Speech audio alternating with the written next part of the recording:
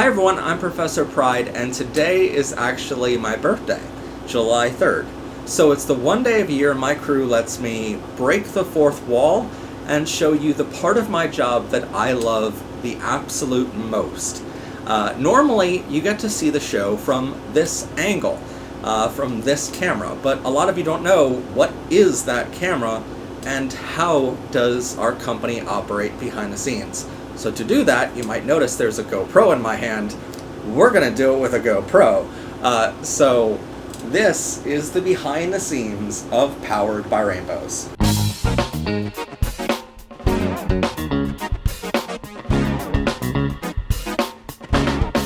So a lot of you might wonder how we make the show in 4K resolution on a consistent basis every single week. The truth is, a lot goes into that. And what I mean by that is thousands upon thousands and upwards of about $50,000 of equipment goes into making this show on a weekly basis. Plus an editing program that's about $800 a year. So a lot of money goes into making this show, and we're going to show you around right now. So first up, I should talk about the camera we're using, which is a Canon XA40 camera, recording in dual slot SD card, so if one fails, you always have a backup right away. It's on a newer camera rig with a newer teleprompter on the front, which actually has a remote here that you might see me holding in the show from time to time that I can control with the iPad here. You might notice that's upside down when you're reading it, but when you're looking at the camera, it's right side up. And I can play and pause, go up and down, whatever I need to do, and that way I can record as long as I need to. So that is the camera on a Magnus VT3000 tripod with a Samson CO2 cardioid microphone that records all of our audio directly into the camera, right there through XLR. And then here's a monitor, giant monitor. I recommend this to anyone recording for YouTube.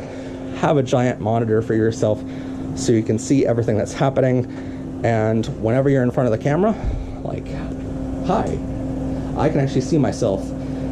All my audio levels are there, the entire framing is there, so I know exactly what's going to be on camera, what's not, and I know exactly what you guys are going to see at home. There's times when I look at that and I realize I'm smiling in a moment I shouldn't be smiling, so I have to re-record that scene before, going to edit. So that's kind of fun. This is our key light and fill light. They are Generay Spectro LED 1 foot by 1 foot LED panels, and then behind me are two Generay Spectro LED daylight panels, which are like 6-inch panels instead, on some newer desk light stands, which are upside down, on a lot of rigging which holds those two with some barn doors on them, so it controls the light spill. That way it doesn't get into the camera lens, and that way it only hits my hair, so you're going to see that on the show. They really, really help the quality. And then behind that is the rigging for our backdrop stand. This is our rainbow backdrop stand for my show, and then there's a second backdrop stand back here, the bookshelf one for my husband's show, called Workers' Comp Adjuster, that sometimes goes up there. And this is our pin rack, so you get to see all of the pins in every single episode. But when we're recording our show, you may not know, down here off to my side is actually a remote control, so we can zoom and hit record on the camera way up there, and that way I don't have to move too much when I'm all set and ready to go. I can just hit record down here and get going with my script. In front of me right now is the bookshelf, which actually is a real bookshelf with tons of different books on it. A lot of like Stephen King for my husband, a lot of, Revolutionary War and World War II books, a lot of LGBTQ books behind the camera there, a lot of my past projects down there, some fan art, and art project from my husband from our first ever date. And then on our table right here is actually where we shoot all of the photography for ProfessorPride.com. All of our product photos are taken with these stands, newer LED lights. We put the product down here on some foam core board that we got at Walmart for like $1. We shoot it with Canon T5i DSLR, 17 to 55 millimeter lens, and that gets shot really professionally right here on the desk. So you're going to see that for any of our photos online. But as you may have noticed, behind all of this equipment is an entire second world of all of our stock for the merchandise store. Years ago, we started out with like 3 products. Now we're up to, I think, like 300 on the website. So all of that has to go somewhere. So starting from the top way up by the ceiling is all of our booth signage when we're on the road. Some overstock for plushies and flags and Legos and bookmarks. We have pretty much all of our overstock stuff up there, far up on the top, like our stickers and stuff like that. We have all of our different size envelopes and boxes. So if you get a package from us at ProfessorPride.com, it's going to be an A2, A3, A4, A5, B1, B2, or B3 in our way of shipping. Then we have some extra stock here, some papers, our money box for shows, which is never full, it's just when we're on the road. We have all of our hats and socks, our umbrellas, some sticker overstock. We have tons of books, activity books for like when we ship out our activity or coloring books. We have colored pencils that ship out with that. Then we have overstock of pins. In this box, there's like 5,000 pins or something like that right now. So it's like bags of 50. Whenever we run out in other boxes, we come here to grab them. All of our clamps.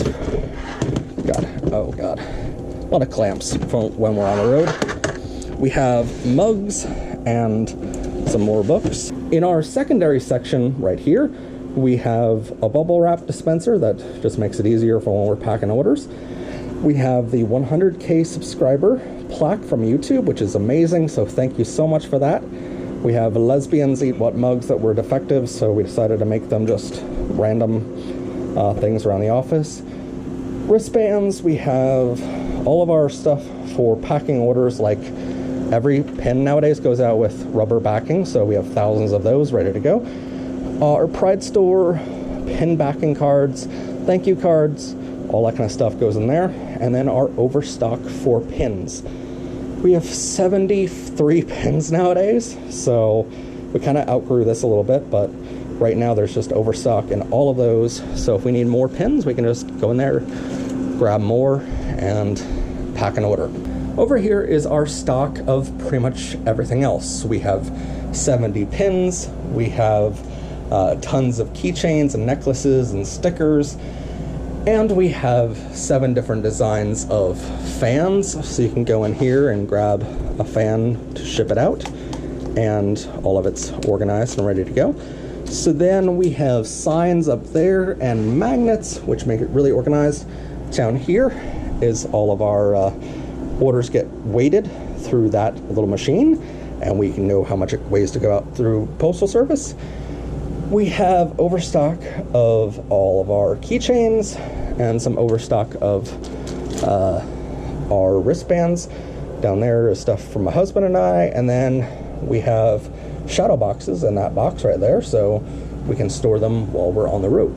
Then if you travel over here is my jacket that I got from YouTube for the 100,000 subscribers, so that's been pretty cool to wear around. Printer, my mythical cookbook that my husband and I really like. Then some filing cabinets and other junk. Shredder, which is very important for confidential stuff that comes through. Mixer, so anything that's really crazy of an edit for sound goes through this Behringer X-Touch mixer, which allows us to mix actually physically with my fingers instead of all in a computer program. Then shipping labels for packing orders. And then over here is where the show actually gets made. So let's just start from the top. Science experiment from way back in the day on the show that we made with you guys. Some art projects my husband made for me over the years.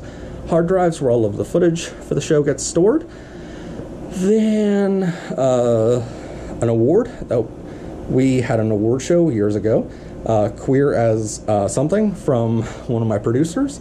And then some stickers that my husband got for me for my birthday this year from a local furry vendor. Really appreciate that. That was kind of fun because I'm a furry and I really love that kind of stuff. Then down here, a flower, a rock, and a glass sculpture my husband made for me. They're really cool, and they've all been like anniversary presents or something like that. And then down here is the Out in the Open book, which is basically our show Bible. It's everything we were planning on doing on the show. We ask, do you guys like it? And we go into this book and see statistics and whether we should do it or not, or we should come out with that product. So that's kind of our show Bible right now, and that study is done every other year. Then we have, let's see what's in front of my desk, a Zoom H6, which with the Shure SM58 microphone lets us stream with good audio quality. Then a heart my husband gave to me this year for, he gave me his heart, packs of SD cards, another present from my husband. There's a lot of presents from my husband, he loves me. Then a whiteboard and a whiteboard up there so I can take notes for the show or anything else I need. And then this is our editing bay. So everything that you see comes out of this editing room. So we keep our script on our left-hand side with Google Docs. That way all of our team members can read it at any time or write or make changes to it. We also have a Google Sheets forms to organize all of our episodes, and that all of our team members have access to know what's coming up, suggest ideas and stuff like that. All of that is on our left-hand side at all times, so we can keep on track, especially with like sponsor reads. This is Adobe Premiere Pro, which allows us to edit on our main screen, graphics on here as well. And then, as you can tell from our edit here, it's officially Pride Month, so how can we still celebrate Pride? On the right-hand side of the screen is what is actually going to go out to you guys. It's called the program monitor. This is the editing monitor, and then our source monitor. So that way it goes from source to edit to program to actually what you guys see out there. So that is how we edit all of our videos right here with some cheat sheets of resolutions and color hex codes and envelope sizes for postal service, all that kind of stuff. The faster we can make our job here, the easier it is to make this show every single week and get your orders out on time every single day. So that is our studio. We've been working in here for quite a few years now. It's been improved upon over those years and finally to a place where I'm happy with it. But many of you don't understand what it takes to make this show behind the scenes. So I wanted to take this opportunity to show you, because like I said, around me is about $50,000 worth of equipment that makes it actually possible, which is very hard to understand for some people that think that YouTube is free, and why do we always advertise our products at ProfessorPry.com? Well, this is why. The right equipment makes it a whole lot easier for our team to get things done. Behind the scenes, there are 36 people that make the show possible. We have writers, we have education advisors that look over every script for the show to make sure it's all accurate. We have researchers, we have producers that suggest episode ideas to us and review episode ideas from you guys in the comments. We have editors now, besides myself actually, that work on some of the more advanced scenes that we have, or some of the graphics that basically I just don't have time to make in 1 week. I'll work on like the overall edit, and they will work on a certain graphic that's really complex that I just don't have time to do. We also have a safety manager and a travel manager, which some of you have been asking what they do, and while I can't tell you everything they're responsible for, I can give you some hints here. For our safety manager, they are responsible for all of the safety protocols in the studio here, which includes making sure that the lights have safety cables on them, nothing's gonna fall over, nothing here is gonna kill anyone with electricity, that kind of stuff, which, you know, my husband and I are both insurance adjusters, so we kind of take that safety thing a little bit further than what we have to. And then secondly, they're responsible for any of the safety on the road. So while we're here in the studio, we're a lot safer. We can have security cameras, alarm systems, a lot more things that I can't mention here. We can have all that to protect ourselves, but while we're on the road, it's a lot riskier. So while I want to go out there and meet all of you beautiful people, it's a lot more risky to do that. So safety manager and I are always heavily armed when we're at events and making sure that, nothing happens with anyone nefarious. I do meet fans, I do take photos, but at the same time, there's always someone around that has some control of the situation just in case. My travel manager is tasked with not only knowing the way to get there, but knowing the closest hospital and the fastest route to get to any hospital if we so need to. Believe it or not, there are protocols in place so that way if I ever get hit, my husband has medical training for emergency management. We have blood clotting materials in our truck at all times. And then my travel manager is tasked with getting us to the hospital while my husband works on me in the back. Then we also have rainbow moderators that go through the comment section of every video all the time and make sure that all of our comments remain LGBTQ friendly. And, while debates are always healthy and we're open to that, we don't want anyone in the comments to start pushing kids to something that we don't want them to be pushed to. So that is the crew and all of the equipment behind the scenes nowadays. I will say there are some YouTubers out there that say you need the latest and best camera gear to make whatever possible. No, you don't. I always say the best camera is the one that you have available to you. I used to make this show with my phone, then I moved to making it with a Canon T5i camera with a teleprompter I made from some styrofoam board and hot glue and a picture frame. It was, pretty bad. I'm not gonna lie. We broadcast in 4K. You don't need to broadcast in 4K. We do because we're not just on YouTube. We're on television stations regionally. We're in 20,000 school districts worldwide. They broadcast our show in classrooms. So we need that quality. We need Rec 709 standards. We need HQ audio. We need everything, right?